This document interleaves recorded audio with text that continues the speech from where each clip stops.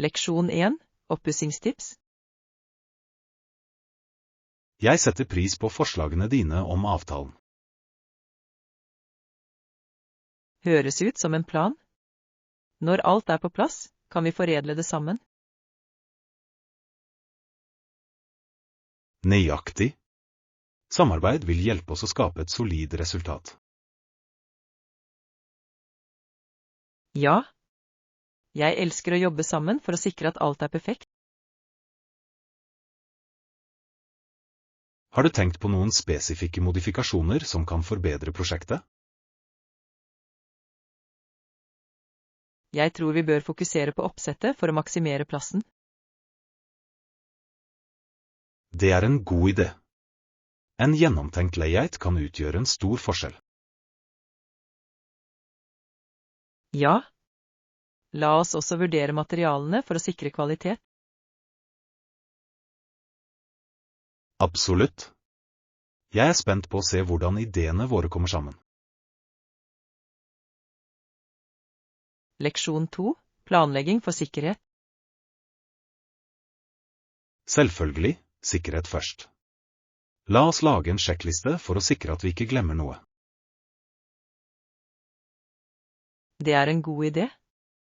En sjekkliste hjelper deg med å holde alt organisert. Nøyaktig. Vi bør inkludere nødkontakter og førstehjelpsutstyr. Ja. Det er viktig å være forberedt på eventuelle uventede situasjoner. Har du noen gang måttet bruke nødsettet ditt før? Heldigvis, nei, men det er trøstende å vite at det er nødvendig. Jeg føler det på samme måte. Forberedelse er nøkkelen til å føle seg trygg. Absolutt. La oss ta oss tid til å lage en grundig sjekkliste. God plan. Jeg vil sikre at vi er helt klare. Leksjon 3. Bekymringer om røyking. Det var virkelig ikke rettferdig mot de som ikke røykte. Klærne deres luktet alltid røyk. Ja. Det er frustrerende når andres valg påvirker deg negativt. Absolutt. Jeg synes alle fortjener et røykfritt miljø. Jeg er enig. Offentlige rom skal være komfortable for alle. Har du sett noen forbedringer på steder du besøker? Ja. Mange restauranter har utpekte røykeområder nå. Det er et skritt i riktig retning. Det gjør det morsommere å spise ute. Definitivt. Jeg håper å se flere steder som tar i bruk lignende retningslinjer. Jeg også. Det er avgjørende for velvære til alle lånetakerne. Leksjon 4. Historisk kontekst. Jernbanene over slettene hadde en enorm innvirkning på utviklingen av området. Ja, og gjerder ble bygget rundt gårder og rancher for å beskytte eiendom. Nøyaktig. Det endret landskapet og hvordan folk samhandlet med landet. Definitivt. Lovmenn var også på utkikk etter ulovlige aktiviteter. Det er sant. Utvidelsen ga både muligheter og utfordringer. Ja, det formet fellesskapsdynamikken på betydelige måter. Har du lest om noen spesifikke hendelser fra den tiden? Jeg har. Spesielt interessante var konfliktene om landrettigheter. Disse historiske spenningene gir fortsatt gjenklang i dag i ulike diskusjoner. Leksjon 5. Møter med dyreliv. Jeg ser ofte ekorn i bakgården min, de er så underholdende å se på. Det er de virkelig. Noen ganger ser jeg også en vaskebjørn eller en jordekorn. Det høres bedårende ut. Dyrelivet kan være så livlig i forstadsområder. Ja, det er fint å få kontakt med naturen hjemme. Har du noen gang prøvd å mate dem? Jeg har. Bare litt, det er gøy å se dem komme nærme seg. Det må være en herlig opplevelse. Det er det virkelig. Bare det å se dem spille kan lysne opp dagen min. Jeg er enig. Naturen bringer så mye glede inn i livene våre. Leksjon 6. Handleplaner. Jeg kunne ikke vært mer enig. La oss planlegge en ny handletur snart, skal vi? Absolutt. Jeg hadde en flott tid å handle med deg forrige gang. Jeg også. Det er alltid morsommere å handle med en venn. Nøyaktig. Hva håper du å kjøpe denne gangen? Jeg trenger noen nye klær for den kommende sesongen. Det høres bra ut. Jeg ser etter litt tilbehør for å oppdatere antrekkene mine.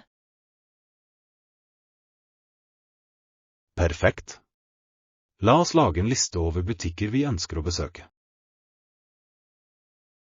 Ja. Jeg har noen butikker i tankene som jeg gjerne vil sjekke ut.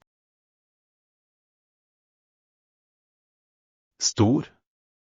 Jeg gleder meg til å se hva vi finner. Leksjon 7. Nabospørsmål. Å nei, det er frustrerende. Hva gjorde du med naboene dine? Jeg visste ikke hvordan jeg skulle håndtere det først, men jeg bestemte meg for å snakke med dem. Det er en god tilnærming. Kommunikasjon kan ofte løse problemer. Ja. Jeg forklarte mine bekymringer, og de var overraskende forståelsesfulle. Det er flott å høre. Gjorde de noen endringer? De ble enige om å holde støyen nede, noe som var en lettelse. Det er alltid bedre å ta opp problemer direkte i stedet for å la dem forsvinne. Nøyaktig. Jeg følte meg mye bedre etter å ha snakket ute. Jeg er glad det gikk. La oss fortsette å oppmuntre til åpen kommunikasjon i samfunnet vårt. Leksjon 8. Utforske Niagara Falls. Har du hørt om drivhusene i nærheten av reisen bak fossen? Ja. De er kjent for sine vakre planter og blomster. Jeg synes det er fascinerende hvordan de trives i et så unikt miljø. Absolutt. Og den ubesvarte båtturen nord for fossen ved Niagara Gorge er også et høydepunkt. Det høres spennende ut. Jeg har alltid ønsket å oppleve fossen på nært hold. Det burde du virkelig. Tåken og lyden av vannet er fantastisk. Jeg kan tenke meg. Det må være en fin måte å sette pris på naturens kraft. Definitivt. La oss planlegge en tur dit sammen en dag. Jeg ville elske det. Det kommer til å bli et uforglemmelig eventyr. Leksjon 9. Trygg kommunikasjon. Ja, jeg holdt øyekontakt og brukte selvsikkert kroppsspråk under presentasjonen. Det er fantastisk. Det hjelper virkelig å formidle budskapet ditt effektivt. Nøyaktig. Jeg følte meg mer i kontroll og engasjert med publikum. Har du øvd på forhånd? Ja, jeg øvde flere ganger for å føle meg komfortabel. Det er en smart strategi. Forberedelse er nøkkelen i offentlige taler. Absolutt. Jeg tror det gjorde en betydelig forskjell i leveringen min. Jeg er stolt av deg. Selvtillit kan virkelig endre resultatet. Takk. Jeg vil fortsette å øve for å forbedre meg ytterligere. Leksjon 10. Forbedre kommunikasjon. Mer forsiktig og bruk stavekontroll neste gang, ikke sant? Ja, det er et godt poeng. Jeg må være mer oppmerksom på detaljer. Absolutt. Det kan virkelig forbedre kvaliteten på arbeidet ditt. Stor. Jeg tror du kan forbedre skrivingen din ved å fokusere på klarhet. Jeg er enig. Å være tydelig bidrar til å formidle ideer mer effektivt. Ja. La oss sette av litt tid til å gjennomgå hverandres arbeid. Det høres ut som en god plan. Tilbakemelding er alltid nyttig. Definitivt. Sammen kan vi heve våre skriveferdigheter. Jeg gleder meg. Leksjon 11. Viktigste dagligvarer. Dessuten går vi tom for kaffe. Ok, jeg legger det til i listen. Det er viktig for morgenen. Ja. Jeg kan ikke fungere uten morgenkaffen. Samme her. Hva mer trenger vi å hente? Vi burde få litt frukt og snacks til uken. Flott idé. Frisk frukt er alltid en sunn matbit. Nøyaktig. La oss sørge for at vi ikke glemmer noe denne gangen. Jeg skal dobbeltsjekke pantryet før vi drar ut. Perfekt. Det er alltid godt å være forberedt. Leksjon 12. Lokal utforskning. Hva annet er det å utforske i det området? Du kan også besøke et nærliggende fyrtårn. Det er et flott sted for bilder. Det høres fantastisk ut. Jeg elsker naturskjønn utsikt. Ja. 4 har en vakker utsikt over kystlinjen. Det vil jeg gjerne se.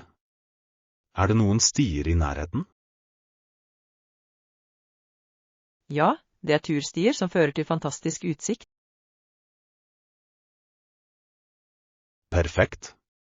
Jeg liker å gå tur og være utendørs. Jeg også. La oss planlegge en dagstur for å utforske alt. Jeg kan ikke vente på eventyret vårt. Leksjon 13.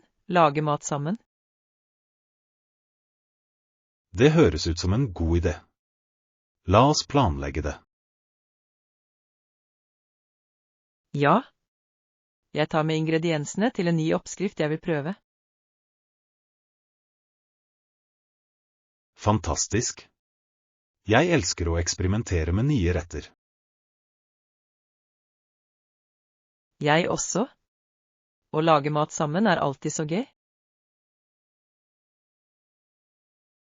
Absolutt. Det gjør prosessen morsommere. Hvilken rett har du tenkt å lage? Jeg tenkte på en pastarett med ferske grønnsaker. Det høres deilig ut. Jeg kan ikke vente med å smake den. La oss sette en dato for matlagingen vår. Leksjon 14. Hydreringstips. Det er viktig å drikke minst 8 glass vann om dagen. Glimrende. Å holde seg hydrert er avgjørende for god helse. Ja. Det hjelper med energinivået og generelt velvære. Det er også viktig å se hva vi spiser sammen med hydrering. Absolutt. Et balansert kosthold kompletterer hydrering perfekt. Har du opplevd det som utfordrende å drikke nok vann? Noen ganger, ja. Jeg prøver å ha en vannflaske med meg. Det er en god strategi. Jeg finner det nyttig også. La oss fortsette å oppmuntre hverandre til å holde seg hydrerte. Leksjon 15. Utdanningskostnader. Noen programmer vil kreve en gjennomsnittlig undervisning, som kan være ganske høy. Ja, jeg har lagt merke til at undervisningskostnadene har økt de siste årene. Det er bekymringsfullt, spesielt ettersom regjeringer har overlevert finansiering. Absolutt. Det belaster studentene og deres familier. Har du sett på noen alternativer for stipend eller økonomisk støtte? Jeg har. Det er noen gode ressurser tilgjengelig for studenter. Det er godt å høre. Det er viktig å utforske alle alternativer. Ja. Planlegging fremover kan utgjøre en betydelig forskjell. La oss fortsette å forske sammen. Det er alltid nyttig å dele informasjon. Leksjon 16. Familietid. Det er viktig å ha tid ikke bare til å jobbe, men til å lese og leke sammen. Jeg kunne ikke vært mer enig. Familietid er avgjørende for å bygge relasjoner.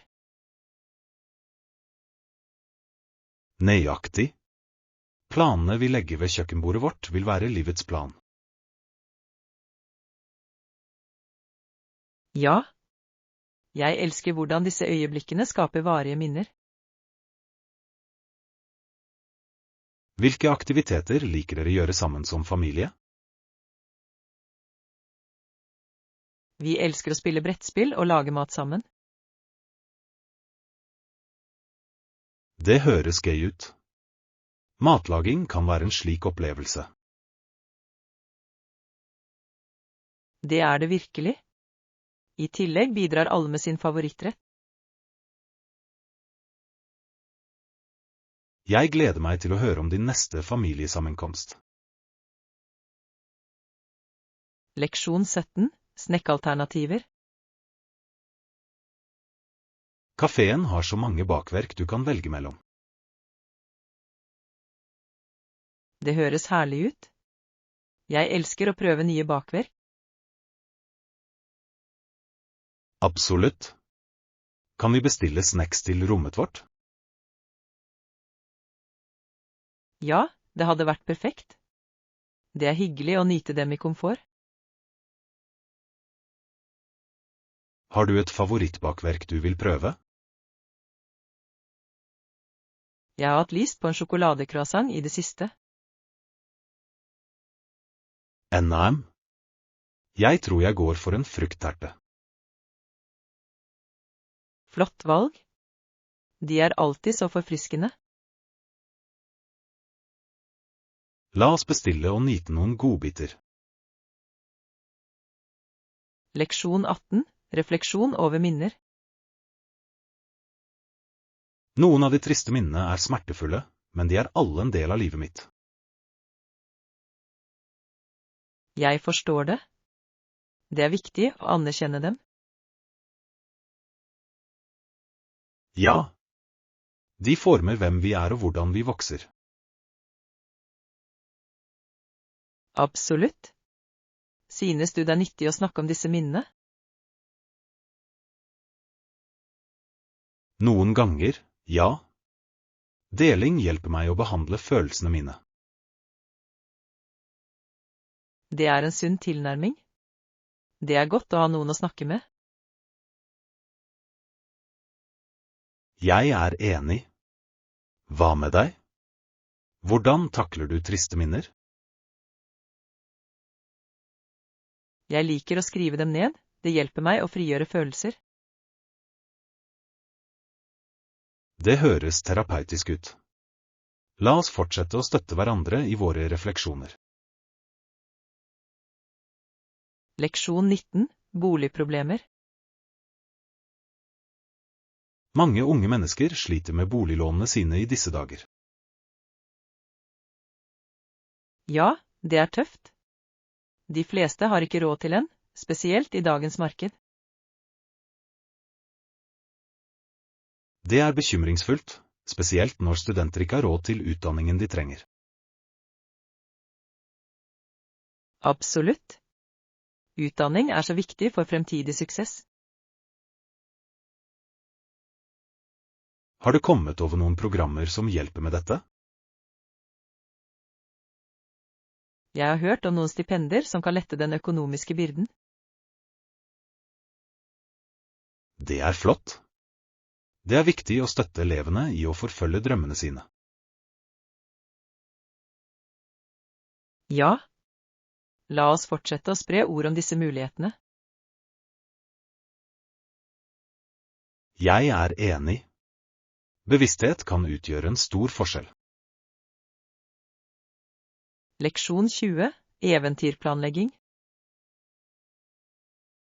Jeg planlegger et minneverdig eventyr i et avsidesliggende land. Det høres fantastisk ut. Hvor tenker du å dra? Jeg vurderer en tur til New Zealand. Det er så vakkert der. Oao. Jeg har hørt landskapet er fantastisk. Ja. Fjellene og innsjøene er perfekte for utendørsaktiviteter. Kan du dele reiseruten din med meg når du har planlagt den? Selvfølgelig. Jeg vil gjerne ha dine innspill på det. Jeg gleder meg til å høre alt om eventyrene dine. Det kommer til å bli en utrolig opplevelse, helt klart. Leksjon 21. Helgeplaner. Hei, hva skal du i helgen? Ikke mye, bare ta det med ro. Hvorfor spør du? Jeg tenkte at det kunne være fint å dra på et lite eventyr. Det høres gøy ut. Hva har du i tankene? Kanskje en dagstur til fjells for litt fotturer? Jeg elsker den ideen. Frisk luft og natur høres forfriskende ut. Nøyaktig. I tillegg er det en fin måte å slappe av fra uken på. La oss planlegge det og finne en god sti å utforske. Jeg er spent. Det blir en perfekt helgetur. Leksjon 22. Teamsamarbeid. Ja, jeg deltar i virtuelle teammøter og chatter regelmessig. Det er flott. Det er viktig å holde kontakten med teamet ditt. Absolutt. Det bidrar til å opprettholde samarbeid og produktivitet. Synes du virtuelle møter er effektive? Det kan de være, spesielt når alle er engasjerte. Jeg er enig. Tydelig kommunikasjon er nøkkelen i disse innstillingene. Ja. Jeg prøver alltid å komme forberedt med oppdateringer og tilbakemeldinger. Det er en smart strategi. Det holder møtene fokuserte. La oss dele flere tips om hvordan du kan forbedre virtuelt teamarbeid. Leksjon 23, møtetid. Når skal du rundt 17?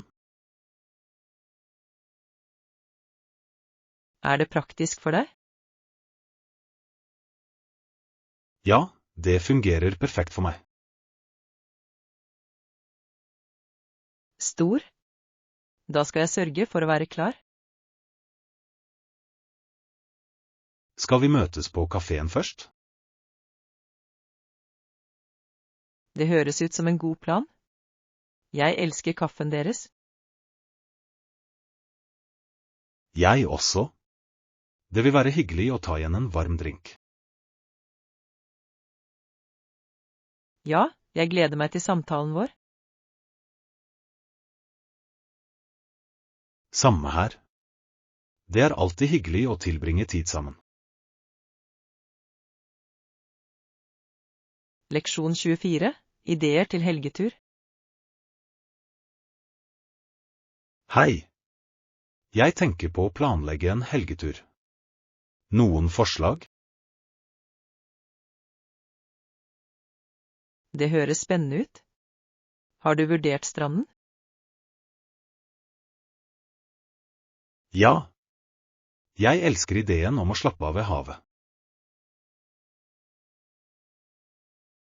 Lyden av bølger er så beroligende. Nøyaktig. Det er en perfekt flukt fra kjas og mas. Hva med en hytte på fjellet? Det kan også være forfriskende. Det er en god idé. Jeg elsker å være i naturen. La oss se på begge alternativene og se hva som passer best. Jeg gleder meg til å begynne å planlegge eventyret vårt. Leksjon 25, romfasiliteter. Er rommene utstyrt med elektroniske fasiliteter? Ja, de har generelt alt du trenger for et komfortabelt opphold. Det er godt å vite. Jeg setter alltid pris på å ha moderne bekvemmeligheter. Absolutt. Det gjør reisen så mye enklere. Synes du vi også bør sjekke om Wi-Fi er tilgjengelig? Ja, det er viktig for å holde kontakten. Jeg er enig. Det er fint å ha det alternativet mens du er på veien. La oss sørge for å spørre om alle fasiliteter når du bestiller. Definitivt. Det vil hjelpe oss å velge det beste stedet å bo. Leksjon 26, ferietradisjoner. Jeg elsker ideen om en slede trukket av reinsdyr i ferien. Absolutt. Det er et så magisk bilde, spesielt for barn. De tror at julenissen fyller opp strømpene med leker og godsaker. Ja. Det er spennende å tenke på gleden det bringer på julemorgen. Har du noen spesielle tradisjoner du følger i høytiden? Vi pynter alltid treet sammen og baker småkaker. Det høres gøy ut. Jeg liker å lage pepperkakehus med familien min. Disse tradisjonene skaper så fantastiske minner, gjør de ikke? Det gjør de virkelig. La oss sørge for å feire sammen i år. Leksjon 27.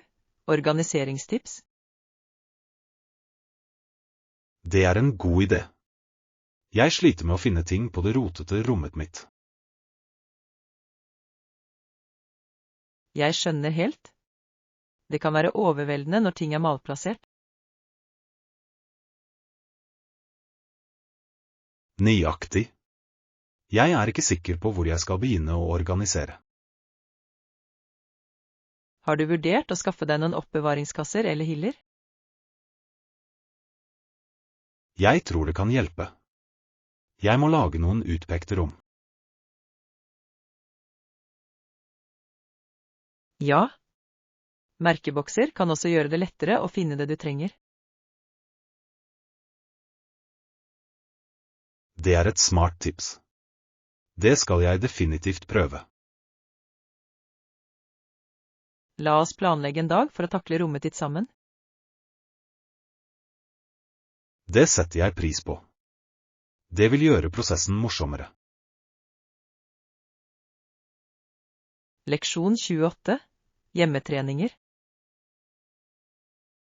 Du kan prøve manualer eller et motstandsbånd for styrketrening hjemme. Det høres ut som en god idé. Jeg har ønsket å starte en treningsrutine. Det er praktisk, spesielt hvis du ikke kan komme deg til treningsstudioet. Ja. I tillegg kan du gjøre det når som helst det passer deg. Nøyaktig. Har du noen spesifikke treningsmål i tankene? Jeg håper å bygge muskler og forbedre utholdenheten min. Det er kjempebra. En blanding av styrke og cardio vil hjelpe med det. Absolutt. La oss motivere hverandre til å være konsekvente. Jeg er med. Vi kan dele fremgangen vår og holde hverandre ansvarlige. Leksjon 29. Naturens skjønnhet. Veien levde, alt beveget seg på grunn av vinden. Det høres vakkert ut. Naturen kan være så dynamisk. Ja. Det er utrolig hvordan trærne svaier og bladene danser. Jeg elsker det. Det får meg til å sette pris på de små tingene i livet. Nøyaktig. Har du noen gang opplevd sterk vind mens du har vært på tur? Ja. Det er spennende, men også litt skummelt noen ganger. Jeg er enig. Det tilfører et element av spenning til eventyret. Definitivt. Vi bør planlegge en tur på en vindfull dag. Det høres perfekt ut. La oss omfavne naturens kraft sammen. Leksjon 30. Vennlighetshandlinger. Små bevegelser blir alltid verdsatt. Ja, det er utrolig hvordan litt vennlighet kan lyse opp noens dag. Absolutt. Selv et smil kan gjøre en forskjell. Jeg er enig. Det er de små tingene som bygger en følelse av fellesskap. Har du sett noen nylige vennlighetshandlinger som rørte deg? Ja. Noen betalte for kaffen min her om dagen, og det gjorde morgenen min. Det er så søtt. Jeg elsker når folk gjør slike ting. Jeg også. Det inspirerer meg til å betale videre. La oss fortsette å spre godhet uansett hvor vi går. Leksjon 31. Veibeskrivelse på en enkel måte. Ja da, ta til venstre i neste kryss og gå rett. Høres enkelt nok ut. Jeg setter pris på de klare retningslinjene dine. Det er veldig enkelt når du kjenner veien, men det kan være forvirrende for nykommere. Absolutt. Landemerker hjelper virkelig med navigering også. Høyre. Det er alltid lettere når du har noe gjenkjennelig å veilede deg. Jeg er enig. Det er som å ha et mentalt kart i hodet. Nøyaktig. I tillegg gjør det reisen mer behagelig når du vet hvor du skal dra. Ja, og du kan nyte severdighetene underveis uten å bekymre deg for å gå deg vill. Det er den beste delen. Å utforske nye steder handler om opplevelsen. Leksjon 32. Anmeldelser betyr noe. Det kan være vanskelig å finne en god en, men jeg anbefaler å sjekke anmeldelser på nettet. Det er en så smart tilnærming. Anmeldelser kan virkelig peke deg i riktig retning. Nøyaktig. De gir innsikt som du kanskje ikke får bare fra produktbeskrivelsen. Og det er interessant hvordan folk deler sine personlige erfaringer, noe som kan være veldig talende. Ja. Det er som å få råd fra venner, selv om du ikke kjenner dem personlig. Jeg elsker det aspektet. Det gjør beslutninger så mye enklere og mer informert. Sikkert.